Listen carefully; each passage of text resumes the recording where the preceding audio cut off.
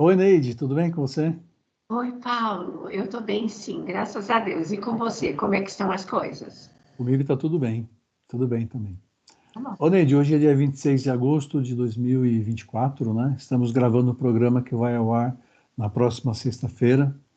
Eu gostaria de começar o programa pedindo para a audiência que depois de assistir o programa de hoje, deixar o like, né? Porque isso é importante para a gente ter mais visualizações, para que o programa seja mais divulgado. Uhum.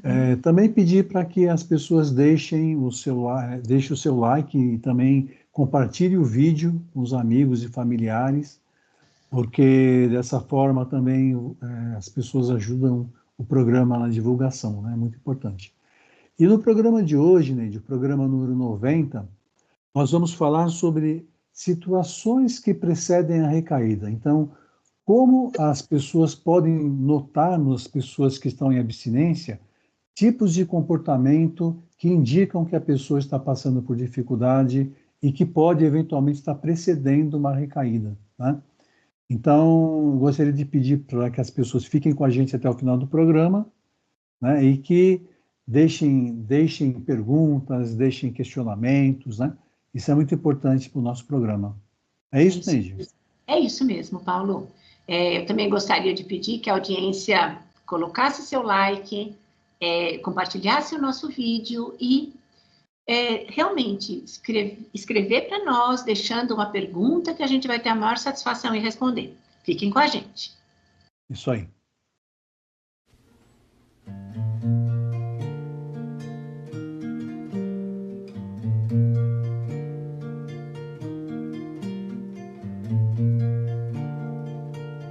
Oi, Neide, de volta aqui.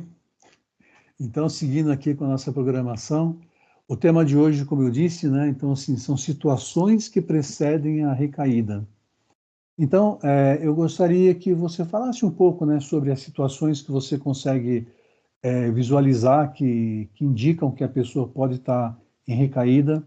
Mas eu gostaria, antes de falar uma situação que eu acho que é muito significativa, né, que as pessoas, se prestarem atenção nas pessoas que estão em abstinência. Normalmente, as pessoas que entram no processo de abstinência não entram sozinhas. Elas sempre estão num processo terapêutico, é um acompanhamento psiquiátrico, tem uma série de comportamentos que determinam que a pessoa está bem. Então, o processo terapêutico, a pessoa está frequentando a terapia, dando continuidade ao tratamento, é um sinal muito forte de que a pessoa está bem. Então, quando essas pessoas param de frequentar a terapia, param de dar importância, por exemplo, para o acompanhamento psiquiátrico, deixam de frequentar o AA ou o NA, pode ser um forte indicativo de que a pessoa pode estar no processo de recaída. Certo, Ney? Sim. Paulo, é, na verdade, nós que somos da TCC, preconizamos o seguinte, que aquilo que a gente pensa determina o que a gente faz, o que a gente sente e como a gente se comporta, e quais as nossas reações fisiológicas. O objetivo da TCC, então, é mudar as expectativas positivas a respeito do uso da substância. As pessoas que usam substância usam porque elas têm expectativas positivas, elas esperam coisas boas da substância. Às vezes o Uhum. paciente fala assim para mim: ah, não, eu estou usando, mas eu sei que só me faz mal. Não, enquanto está usando, é porque tem um pedacinho ali de expectativa positiva. Me faz mal, mas me relaxa. Atrapalhou minha vida profissional, mas eu consigo dormir. Né? Aham. Então, você sempre tem alguma coisa ali que é bom. Qual que é o nosso objetivo? Tornar a crença a respeito da substância o mais funcional possível. Olhar mais para os prejuízos e ressignificar os ganhos, se é que existe algum. O que acontece quando as pessoas se colocam em situações que podem preceder a recaída? Primeiro, vai haver uma mudança aqui, Uhum. né?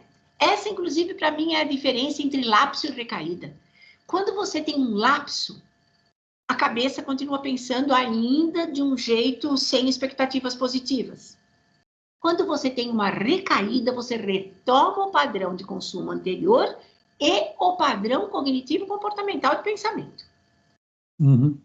Tá? Muda tudo. Então, assim, o que a literatura fala, né, Paulo? Que quando a gente tem uma percepção da vida, porque parece que tudo começa aí. Você tem uma percepção da vida que a vida não está muito fácil para você, né? Porque às vezes a vida está seguindo o rumo dela, normal. Uhum. Mas você começa a ver a vida como se a vida tivesse pesada, como se você tivesse mais deveres do que desejos, mais deveres do que prazeres. Bastou ter essa percepção. Você tem um desejo por indulgência. O pensamento que vem na cabeça é: ah, minha vida está muito difícil, está ruim mesmo, eu mereço. Eu mereço ter alguma coisa de bom. E veja, quem usa substância, quando pensa que merece ter alguma coisa de bom, merece usar a substância. Veja, nesse momento, Paulo, eu já começo a me colocar numa situação complicada, né? Quem que esse pensamento eu mereço vai eliciar? Fissuras, compulsões, né? Porque quando você pensa, eu mereço, e a gente pode extrapolar isso para qualquer outro transtorno. Ah, eu mereço um brigadeiro, para quem está fazendo reeducação alimentar, né? Quem está perdendo peso. Ah, eu mereço também comer um doce, já que ele está comendo, eu também mereço comer. Veja, para pensar isso, já viu que a vida está pesada, senão não pensa isso. Uhum. Ah, desse jeito. Então vem vontade. O que a pessoa começa a fazer? Aí nós vamos falar da cognição. Ela começa a racionalizar. Então, acho que o problema que eu tinha não era nem tão grave assim, né? Eu fui orientada para fazer abstinência, mas acho que eu poderia me beneficiar de uso moderado, né? Você começa a racionalizar, você começa, na verdade, a rever do ponto de vista cognitivo todas as escolhas que você fez até o momento que te levaram à abstinência. Né? Porque para fazer abstinência, você pensou numa série de coisas. Para sair da abstinência, você vai pensar o contrário dessas coisas que você pensou. Né? Acho que meu caso não era tão grave, acho que eu poderia usar a substância ou beber, sei lá, moderadamente. Acho que eu poderia ter tentado outras alternativas de solução de problema no separar, né? Quer dizer, a cabeça mudou. Então, uma coisa que eu sempre falo para os meus pacientes, prestem atenção quando vocês mesmos começam a pensar de forma diferente do que vocês estavam pensando. Para a família, eu também falo isso. Presta atenção se o seu familiar já não está usando uma justificativa, uma explicação que ele não usava no último ano, por exemplo, que estava abstinente. Né? Então, de repente, ele começa a defender o uso da substância. Ele que achava que a substância fazia mal, de repente ele começa... Então, a isso nós chamamos de racionalização. Né? Quer dizer, a pessoa tem vontade, tem fissura, começa a racionalizar, dá uma justificativa e começa a ter uma série de comportamentos que esses nós chamamos de decisões aparentemente relevantes, que vão levar a pessoa numa situação de risco. Entendo. Né? Então, mudou aqui, primeiro. Certo? É isso que eu ia falar. Quando existe uma mudança no pensamento, então a cabeça da pessoa está mudando, quem percebe é só a pessoa. Né? As pessoas que estão em volta não conseguem acessar o que a pessoa está pensando, então não notam. As pessoas começam a perceber o que está acontecendo quando começam as mudanças no comportamento. Exatamente.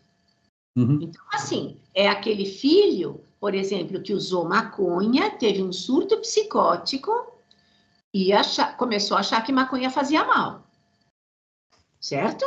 E o discurso dele é esse: maconha faz mal, fez mal para mim, deve fazer mal para as outras pessoas. De repente, você vê essa pessoa se organizando para ir na marcha da maconha, para defender a legalização da maconha.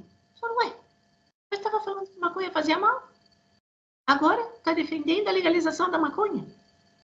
Veja, a cabeça dele está mudando.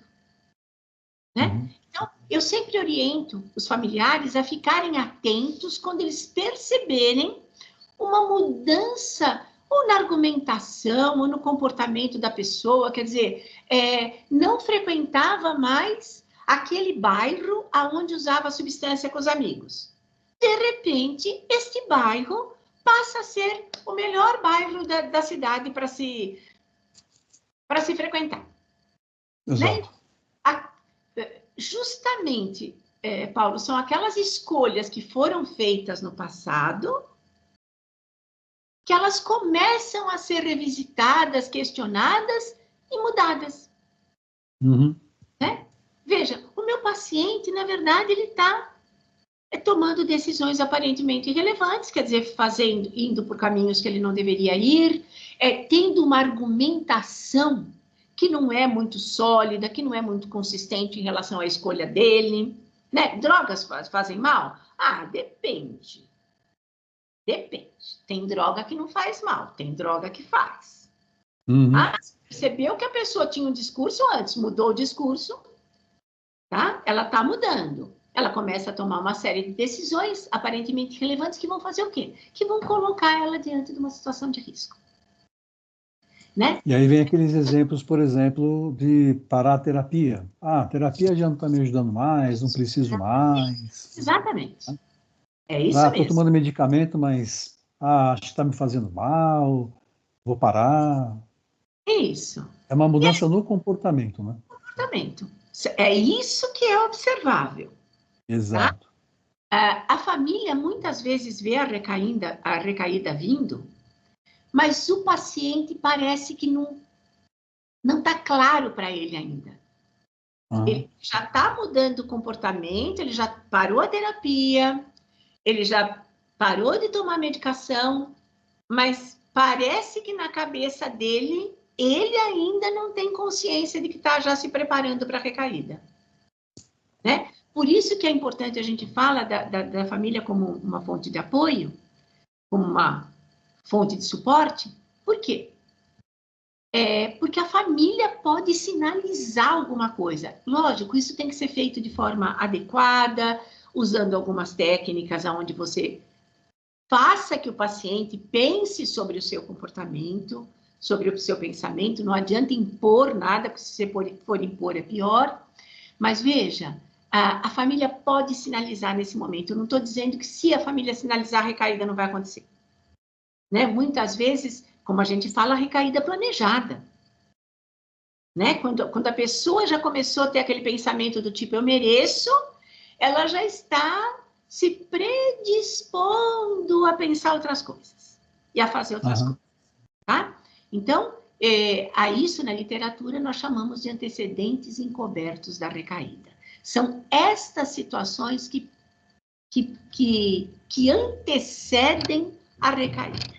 Então, a percepção de um estilo de vida desequilibrado, se permitir que surja a vontade, que surja o desejo, que surja a fissura e não questionar a fissura, tá? Deixar a fissura ali, sentindo vontade, racionalizar uma série de coisas, né? Que o seu caso não era tão grave, de que existiam outras alternativas, de que você poderia ter feito outros caminhos, tá? E aí começa a se tomar uma série de decisões aparentemente irrelevantes. Então, eu estou falando de reações fisiológicas da vontade, eu estou falando de racionalização, que é a parte da cognição, e eu estou falando da tomada de decisões aparentemente irrelevantes, que são os comportamentos. Tá? Falamos das três coisas. E isso vai me predispor a ficar diante de uma situação de risco. E diante de uma situação de risco, se eu não tiver estratégia de enfrentamento, eu vou recair. É assim que as coisas acontecem. Tá. E também, né, o abandono das estratégias de enfrentamento também é um dos pontos que a família tem que observar, né? Então, não frequentar os mesmos lugares, né? Começar a se isolar da família, não querer mais conversar. Tem vários comportamentos que são observáveis, né? Tá bom. Ô, Neide, na semana que vem, então, a gente vai falar um pouco sobre, uma vez que a recaída ocorra, O que a gente pode fazer a seguir? Quais são os passos que nós devemos tomar para retomar o tratamento, né? Tá bom? Sim. Que legal, bacana, Paulo. Então tá bom. Então eu gostaria de pedir para a nossa audiência, novamente, deixe seu like e compartilhe o vídeo, tá bom? Obrigado por sua companhia, Neide. Obrigada Boa a você. semana para você. Um abraço. Tchau, tchau. Tchau, tchau.